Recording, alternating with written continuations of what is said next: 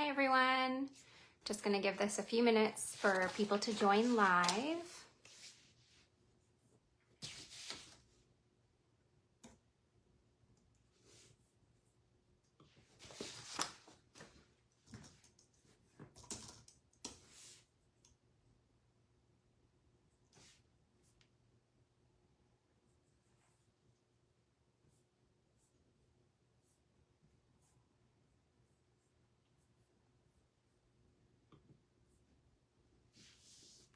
Hi Jody.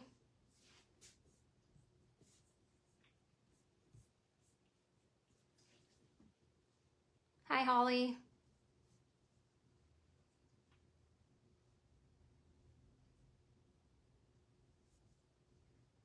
If someone could add a comment, that would be really great. Then I can see if it's working. Okay, great. They're coming in. Yay. All right. Well, thanks everyone for your patience today. I know I originally had this scheduled for like 11:30 and then 2:30, and so now it's 5, at least California time.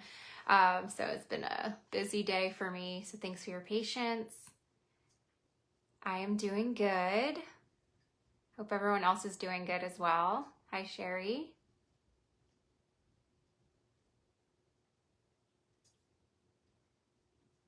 Give people a few more minutes to jump on.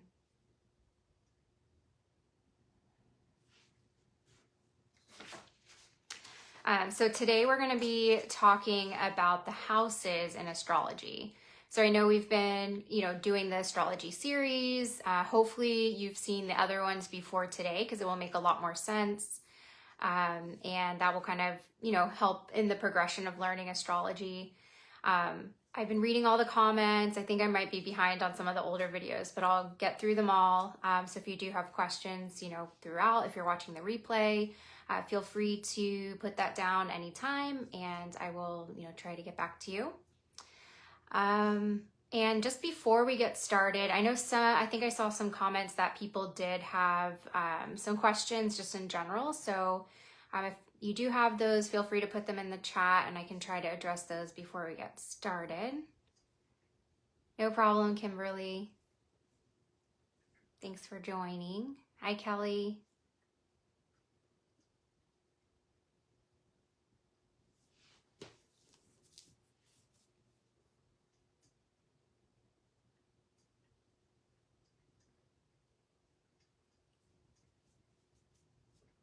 All right, well, we're 5 past, so I will go ahead and get started.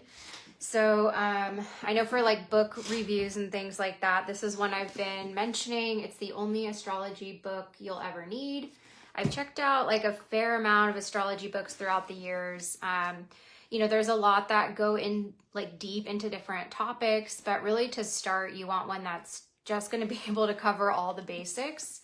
And this is the best one that I've seen to be able to do that. This is an old one, I think I've mentioned, so you'll probably see like a more updated cover. Definitely better to get like the more updated one. But this is one I have. So just to kind of show you what I'm talking about, and I do have some of these like in the guides as well, but this is what the houses look like. So when we're looking at our chart, and of course I know this is mirror image for you, but as we're looking at our charts, you're going to see it broken down into these 12 sections. And each of these sections has like a different meaning, right? So that's what we'll go over today. But this is just kind of, what that looks like in terms of each of the houses. I have some pictures that go into like each of them a little bit more as well in the guides. So those are good cheat sheets to have. Hi, Luna. Yes, it's a great book. It's a big book. I know I've showed this a few times. It's, really thick. It's a textbook. And it really just covers the basics, but it does give you pretty much everything you need for the basics. Hi, Alyssa. All right. So what are the houses? They're just what I showed you, but it's the 12 sections of the wheel of your chart. It shows where each of the planets is placed and what sign they're in. So the sign will be around the outside and that rotates based on the time and place that you're born. It's kind of like a map of the sky, and each of these houses are the divisions where everything falls within your chart. It's very fast moving, so people born near the same time can have very different house placements. Your location matters a lot for this too. And just like with your planets, there's ones that are kind of like more core to your personality, and then there's ones that are more generational. They take a longer time to move through. So it's a little different in the houses, but the first 6 houses really have more to do with you. Your kind of mundane affairs, like the things we all go through. We have parents, we have, ways that we communicate, we have things we like, stuff like that. So those are kind of all the more kind of like just more about you, I guess I would say. The second half, so like 1, 7 through 12, those are going to be more about how you relate to others, the world, and the universe. All right. So as we go through each of these, we're really just looking at like what that house is. So the first house is the house of self. We all have a placement here because our ascendant or a rising sign always sits there. So that's at the horizon of the chart. Let me grab that picture again. Oops. Send everything down.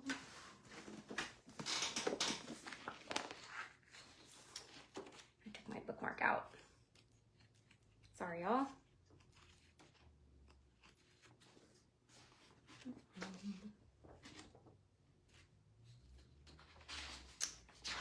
Where was that?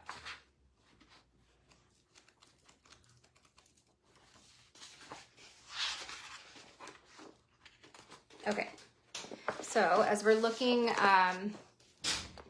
in here, you'll be able to see there's house number 1, and that's going to be your rising sign. So this is the horizon when we're born, and it's flipped from like the normal compass layout from east to west, but that's going to be the ascendant, what was on the horizon when you were born. So we all have a placement there. Everyone else is going to have different placements throughout their chart, but that one we all share. All right. So that's your first house right after the ascendant comes in. That is ruled by Aries and Mars. And each of the houses has rulers, but that doesn't mean that is what is going to be in that house. Probably the next video, I actually need to kind of map out what the rest of the series will look like. Hi, Carol. But each of these houses has what's called like exalted signs, and I forget the exact terms, but there's good and bad placements in each of these houses. That's not to say you're like a good or a bad person, or you have a messed up chart, or you have a great chart. I mean, we all have like really good and bad things in our chart, just like we all have really good and bad things within like our personalities and our life, right? So it's really a matter of looking at where are the areas that we like excel in naturally and the areas that we struggle in naturally, and learn how to work with that based off our life experiences and the work we do. But we'll get into that later because it's a little bit more advanced. So first, you just really have to understand the concepts. So first house, ruled by Aries and Mars, it relates to our identity, our personality, our physical appearance, how you project yourself to the outside world, and kind of the mask you wear. That's a little more aligned to that ascendant part, but still is part of the first house. Second house is going to be like your house of value. And you'll see different names for each of these houses based off of, whatever tradition or whatever author, what they like, but they all essentially mean the same thing. So don't get hung up on like a slightly different, word that's on each of these houses, right? So this one is ruled by Taurus and Venus. It's really related to your financial life, but with your internal values. So how you value money is really important. How you value your possessions, security of resources within your life. And placements that are in here can also indicate things or aspects of your personality and your life that you really value strongly as well. So your third house is your house of communication. It's ruled by Gemini and Mercury. It's how you communicate and connect to others. It focuses on your abilities and your skills and expression. So really how you write and speak to others. It's really, that communication part, how you think and how your mind works with other people. Also your inner thoughts, your thinking patterns, and really how you talk to yourself. How we talk to ourselves is oftentimes projected in how we talk to others. So the 4th house is home and family. This one is ruled by Cancer and the moon. It's your roots, your foundations, your upbringing, and your home and family life. So if you think about like even just, early psychology and things like that, your emotional foundation is shaped a lot by your upbringing. How your mother and father see you, how they treat you, these kinds of things, they all affect your self-worth, which shape part of your personality and can give foundations for your mental health too, right? So looking at, do you have like a stable sense of self? Is it unstable? There can be really good indicators in here with the 4th house. And it's also like how your parents perceive you. So if they see you a certain way that is maybe different that you are now as an adult, more formed human, sometimes, parents can kind of get stuck at seeing you how you would have been portrayed in the 4th house. The 5th house is the house of pleasure. This one is ruled by Leo and the sun, and it's focused on creativity, self-expression, the pursuit of different pleasures in your life, things that you find to be fun, your entertainment, all that kind of stuff. So think of Leo, right? There's a lot of alignment with the signs and the houses here, the ones that rule them. Arts, culture, your hobbies, all the things that really bring joy into your life. That's going to be aligned to the house of pleasure. House 6 is the house of health and service, and this is ruled by Virgo and Mercury. So this one is going to be all about your daily routines, the work that you do, and this is kind of more of your like day-to-day work, not necessarily if you're in a job that you love or don't love. Throughout all of our lives, we probably have some that are great and some that are not, right? So we want to think about like, how do we work? Like, what's our work principle? How do we serve other people? And our health is really tied to this house as well. So planets and signs in this can give you insight into needs for your physical body. It can give insight into your mental and emotional self, how we react to different challenging situations, and also things that you can master in your own life. All right, so that's the first 6, and those are, going to be the ones that really are more about just the basics of you, like the mundane things in your life, the foundation of you. As we move into the next ones, this is going to be more about how you connect with others. But I want to pause there and see if there are any questions about the first 6 houses. I'm glad it's starting to make sense for you, Sherry.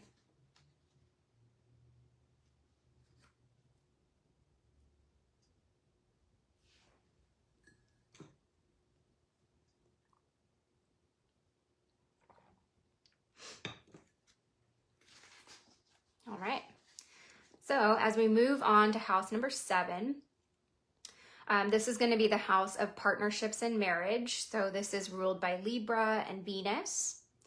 And this is really one-to-one relationship. So it's not just like romantic relationships. Of course, that one is obviously part of this with marriage, but it's also anybody that you have like any type of close relationship with.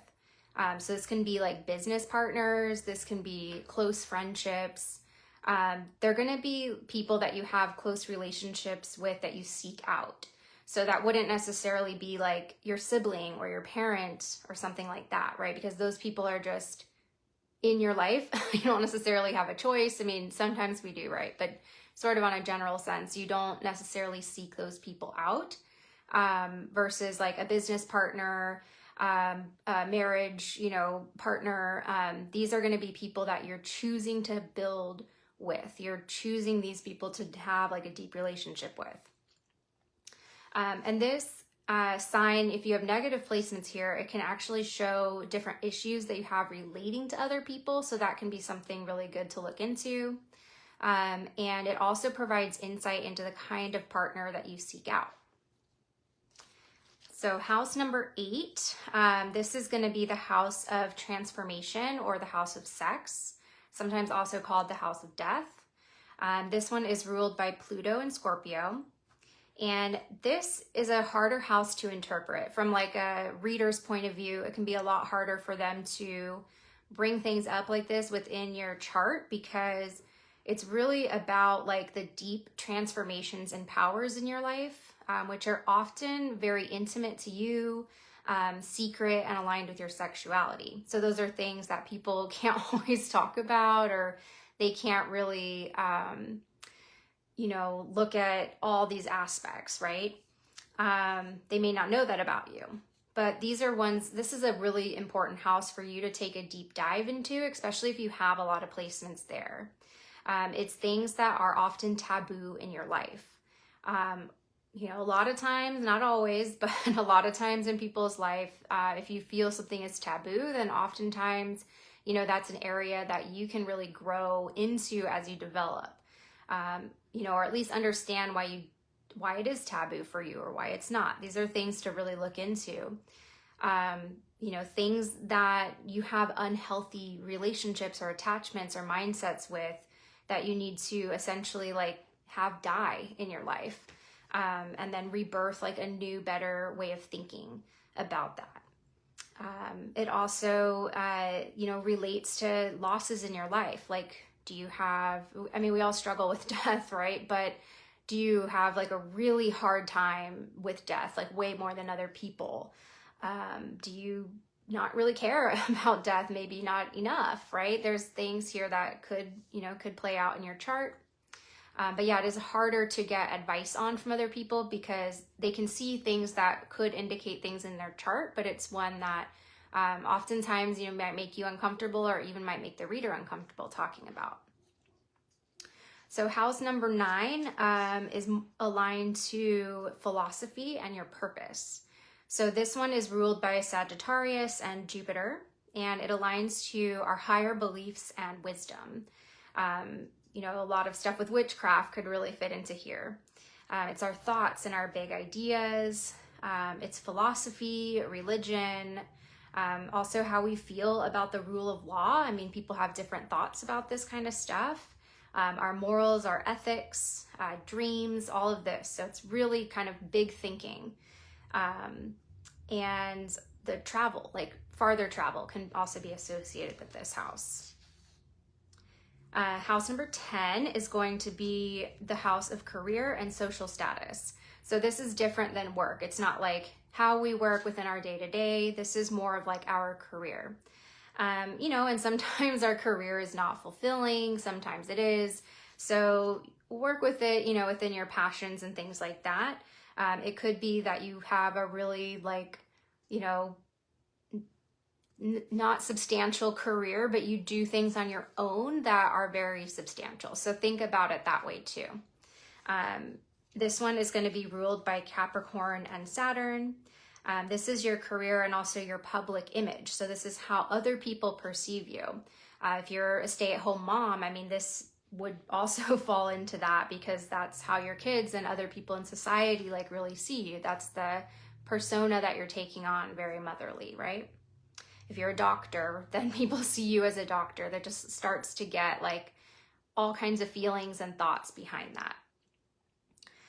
A lot of celebrities have really positive placements in this house. I live, in Southern California. We have Hollywood down here, so people talk about this stuff a lot. But it's something that is celebrities like to look for, because it's if you have good signs there, then you have more favorable chance of making it in the industry. But this is a lot of times your calling. So the things that you feel like you're being really called to do within your life, and how people will see that, the kind of reputation that you'll get within this too. And then also, you know, it's how your personality manifests in the world. So we're born with the personality. Our personality gets shaped through experiences and all of these types of things, the choices that we make, the path we go down. The older we get, the more like of a personality, I guess, we truly have, that's less influenced by people and more by the choices that we've made. And that's kind of part of some astrologers' thoughts of like you coming into your sun sign more. But essentially, this is how your personality really manifests within society around you, because you kind of have more of that sovereignty, right, of choosing the path that you want to be on and how people see you. So house 11 is the house of friendships, and this one is ruled by Aquarius and Uranus. This is our friends, our colleagues, our aspirations, and also our dreams. So it's how you express yourself in groups and how you interact within social settings. It's how we work within the collective power, how we work within community, within our social circles, clubs, organizations, and things like that. And then the last house, which is the 12th house, is another one to take a really deeper dive into. Is a little bit harder house. So 8 and 12 are just the two that are like that. And this one is ruled by Pisces and Neptunes. So this house rules our secrets and our subconscious and really dives into like the fears that we have and different feelings. And of course it's subconscious, so it's hard to tap into. But it's how you relate and handle the hidden side of yourself. We all have inner turmoil. And this is, you know, the inner turmoil you have. If you have a lot of placements here, you might have a lot more inner turmoil than some people. But it can also indicate a lot of like, you know, psychic and intuitive aspects for people as well. And yeah, I mean, I don't think there's a big secret that a lot of times some of these types of gifts or things that we have oftentimes come from traumas or things that don't manifest well, or they do manifest well, or you learn to manifest it better in your life, right? So there's a, you know, two-way street on everything. But that's, you know, there's a lot that can be really, you know, gone through with shadow work and deeper dive and really into this house as well. So yeah, that's kind of it on the houses. It's a pretty short live going through those and wanted to keep it short. I know some of the others have been pretty long, but let me check out the comments here.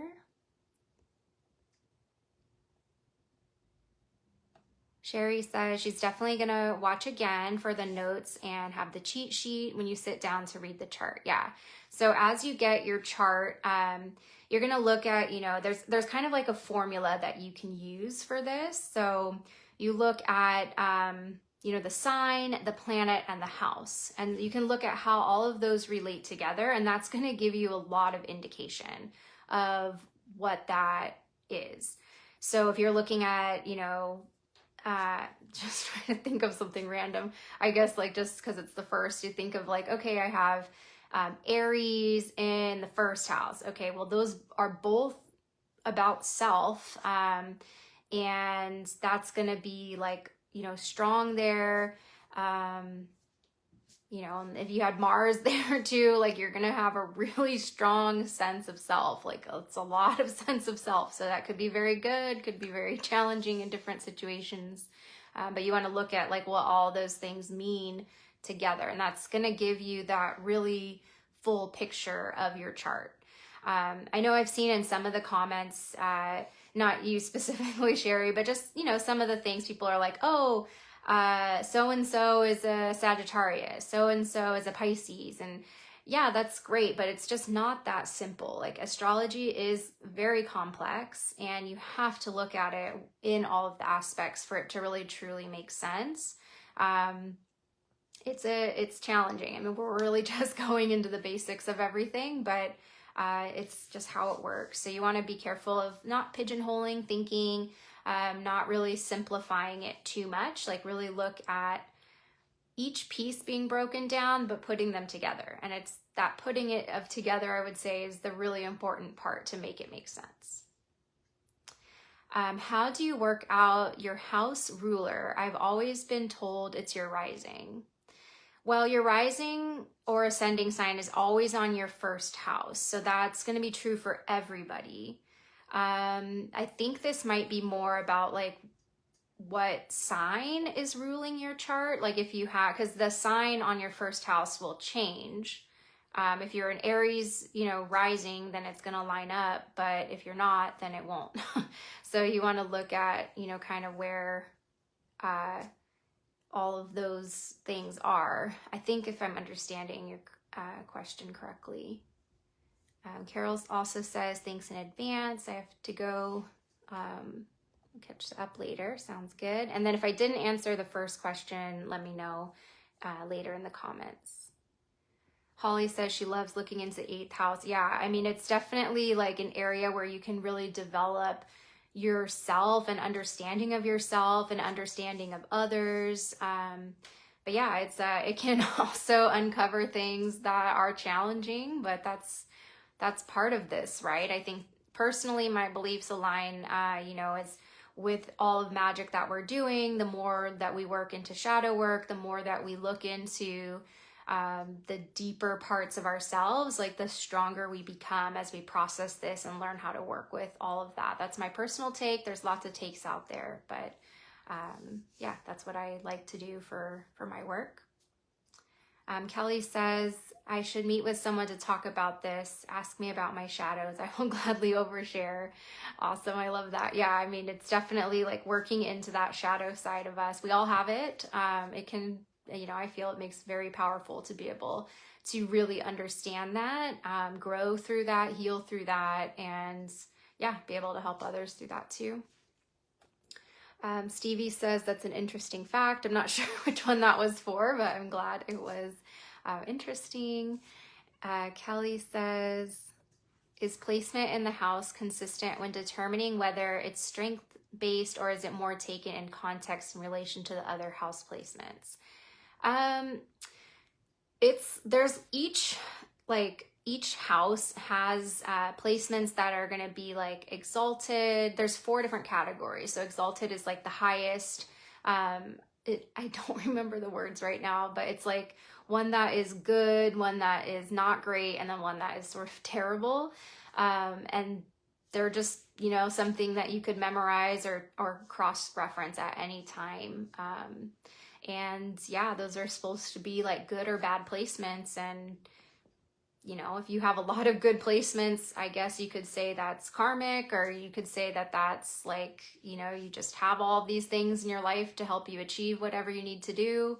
Others, if you have a lot of negative placements, I mean, that's challenging. And you can tell a lot of times from people, if you look at charts a lot, like, what some big challenges are. But, people that have that, like, it could also be that they're here to really work through these things within their life, and the dynamics with other people and mirroring with other people and things too. So, yeah, I mean, we're just like we're born with DNA. I mean, we're born with a chart. You can't change it. That's what we're born with. Holly says, what's the 8th house ruler and the 7th? So the 8th house is going to be Scorpio and Pluto. And then 7th would be, I think, Virgo and Mercury. Let me double check. 7th is Libra and Venus. I'm glad I checked on that. I was going to think the wrong way. Yeah, so partnerships and marriage. So Libra, and they should kind of make sense as you start learning these, right? It's going to be partnerships and marriage. So Libra is all about relationships. Venus is all about love. Kind of works out there with marriage. And then 8th house is transformation, sex, and death. So Pluto really, aligns to transformation, and then Scorpio with sex and death. Alyssa says, great info all around. It feels nice to finally be able to understand everything and start to piece it together. Good. I'm really glad, because astrology is really hard. I feel like a lot of times it's not broken down well. And even like book that I have. Like, I really like that book, but it's very overwhelming. Like, I was very overwhelmed for years with astrology. Like, I kind of got little pieces and missed holes of other stuff. I still, you know, consider myself a novice for sure. But yeah, it's like you have to kind of just take each bite and really grasp the concept of each of those things, and then you can start putting them together. Sherry says that it's complex, definitely, and she's going into this like it's a really good book, and she needs a dictionary. I think so. I feel the same way. There's no way I can, I mean, if you're wanting to do this professionally or something, you gotta have to memorize it. But yeah, it's a lot of info for just casual use. I mean, yeah, getting a book or the references will be really helpful. And ultimately, I think like how most people use astrology is really being able to like read your own chart, like really understand yourself, maybe your partner, maybe a couple of other people in your life that you really want, you know, to understand how you work together, like where your strengths and weaknesses, how can you be a better partner to them? How can they be a better partner to you? What flows naturally, what doesn't flow naturally? You know, those are some kind of like, I guess, typical ways to use astrology without looking at timing of things in your life, but just, you know, who you are, who these other people are, how you develop. And you'll naturally like know some of them better because you're going to know the chart, the houses that you have a lot of placements in. Probably no surprise as you do your chart, you're going to start seeing like, oh, okay, you know, maybe I've had a bunch of partners in my life that it's not worked out. And like, I have all these negative placements in, you know, house marriage. Like you probably see that, or maybe you don't have anything there and it's been smooth sailing, or you have, you know, really exalted signs in there and it's always worked very well for you. So, you know, especially if you're, you know, not younger, you know, you've lived your life and you look through this, it should hopefully make a lot of sense. Be like, oh, okay, yeah, that's really played out.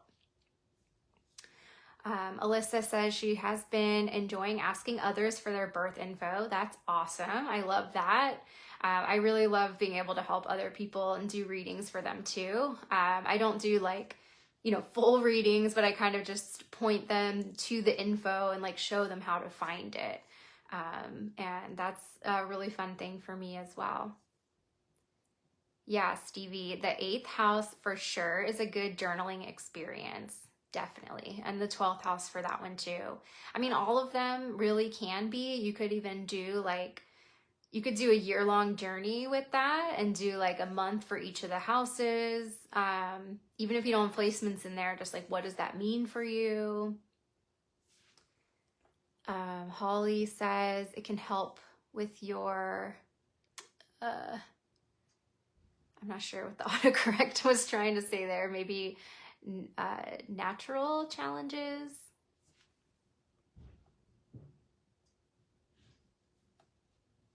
Yeah, it can help you navigate challenging situations for sure. Kelly says it sounds like a great date night activity. Yeah, I think so too. And actually, one of my favorite like date nights, I guess, is with my husband. Like early on, we got a reading together. So it's probably like, we've been together almost 13 years. So this was probably like 11 or 12 years ago. And we went to like an astrologer at my yoga studio. So we went there and we got a reading and they did like, you know, the chart together and we have the recording of it. And at the time, like I was kind of, well, I still knew astrology, but it was one of the first like real in-depth readings I've had from like a serious astrologer, and it was a joint one. So we did like, we had like our private one and then he had a private one and then we had it together. It was like a 2-hour long event. And I have the recording and it is so wild to listen to it now, even 13 years later, and be like, oh yeah, we still have that problem. Like, yeah, that still flows really well. Even though I like completely forget about things in the reading. It's cool. Like if your partner's open to that, I think it's a really cool thing to do. Okay, let's see. Sherry says, definitely not professional, but curiosity as to how to benefit myself better. Yeah, absolutely. I think it's super beneficial. Like it's been a huge, huge help for me and my development, just, you know, personal development, spiritual development, like working with my magic. It's helped me a lot. I know a lot of witches that don't like it. It's just, they're like, whatever about it. But I feel like it's kind of polarizing. You either love it or hate it past, you know, the very basics. It's a lot to take in. Holly says it's great for parenting. I bet. I wish my parents probably used that, but they didn't. So yeah, I think they would understand me more. I have 2 Virgo parents, so that was a lot for an Aries child. Stevie says she was just thinking that too, definitely. And I think I haven't read any, I don't have any recommendations, but there are for sure like books out there for like parenting with astrology, because you do want to really look at that rising sign, because that's kind of how, you know, you see things and how you act more so before your sun sign a lot of times. So, but yeah, I think there's, you know, experts in that field already, and there's probably some really great info. Kelly loves the idea of the 12-month journaling. Awesome. Yeah, I just made that up on the fly, so I'm glad that resonates. I should probably do that for myself too. Ronette, nice to see you. All right. Well, are there any questions like throughout all of the astrology stuff, like not just with the houses, but do you have any questions just about like anything? Feeling good? It looks like through the comments I'm seeing that people are really starting to get it, but if you're not, do not be shy. Feel free to let me know. I can try to get you caught up as best as I can.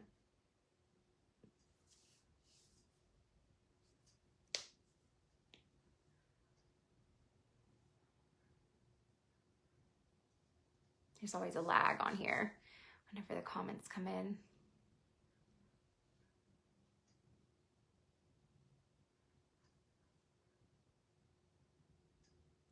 Sounds good, Sherry.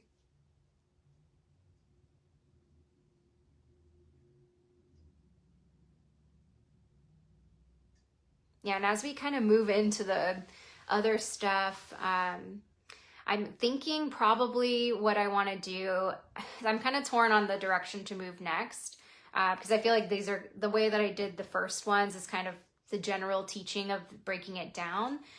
So other things we can go into are like the placements in terms of like which ones are really positive, which ones are really negative, just listing those all out. There's also the asteroids, so that's like a whole nother thing and like deep dive. There's like the, you know, how the planets relate to each other, like the trines, the squares, oppositions, we've got all that. Kind of it, I guess. I'm trying to think like what else there would be. You know, looking at charts like within time and space and different locations and stuff like that. Like that's pretty hard for me, so I don't know if I'm really capable of teaching that. Even past some of the other concepts, like looking at, you know, I think the aspects, I've got that down and stuff, but yeah, as we get into like the asteroids and things, like I know some of it, but I don't know it very well. So it will be a little harder for me to teach, but I will definitely do my best. Oh, thank you. Appreciate all the really nice comments and love. Sherry. Yeah, I'm a little lost on those concepts too. But I can, yeah, really try to study it up a little bit more. The asteroids, yeah, the asteroids are cool because they relate a lot to the, I mean, a lot of these relate to the deities, right, already with the planets and things like that. But the asteroids really, you know, bring in a lot of the different goddesses and deities too. So that's pretty cool to see how they sit in your chart. How many asteroids are there? Oh, geez, I do not know. I think there's like about 8 or 9 that are pretty common, but I think there's like almost like infinite amounts. Let me see what this book has. I mean, there's like stuff that people like not invent, but like create, right? As they find more information about it. I don't even know if this has the asteroids. I don't think it does. But yeah, I mean, there's different lines of thought. I mean, there's also like all the Eastern astrology too, which I don't really know well at all, but it's pretty interesting. It is a different system and it's laid out differently, but there's good insight in there too. No worries, Ronette. I know it's like, I keep shifting the time too, so that doesn't make it easy. Alyssa's curious to learn more about the deities. Yeah, for sure. I'll definitely like see if I can just find some good info to share on as well with the deities. Yeah, because the goddess ones, they're oftentimes, I mean, obviously Venus is like right there, but a lot of the like asteroids are related to the deities, and they're more kind of like hidden even. So it's kind of cool. Like a lot of like, you know, just a lot with the mythologies and a lot of the stuff with witchcraft, like it really all intertwines. Pretty cool. Sherry's definitely going to make sure she has her pens and notebook ready. And thanks so much for explaining and breaking it down. You're very welcome.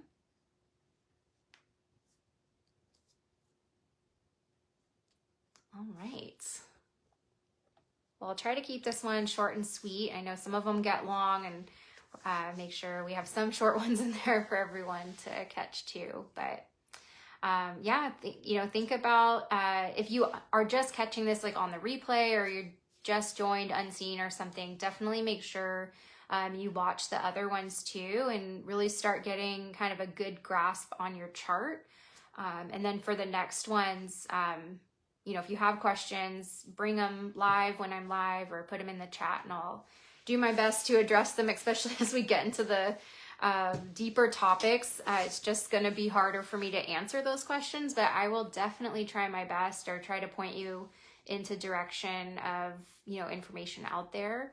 Yeah, the basics I can definitely help with. Feel pretty confident on that. But as we move into the other topics, bear with me. We'll all be helping guide you in the right direction rather than teaching you. All right. Well, thanks everybody. Appreciate all of it. Love being able to teach this to you all.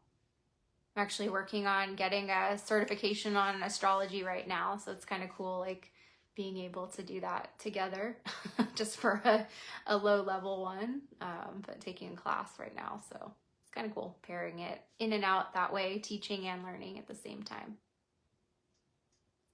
You are all very welcome, and I hope you all have a fabulous weekend.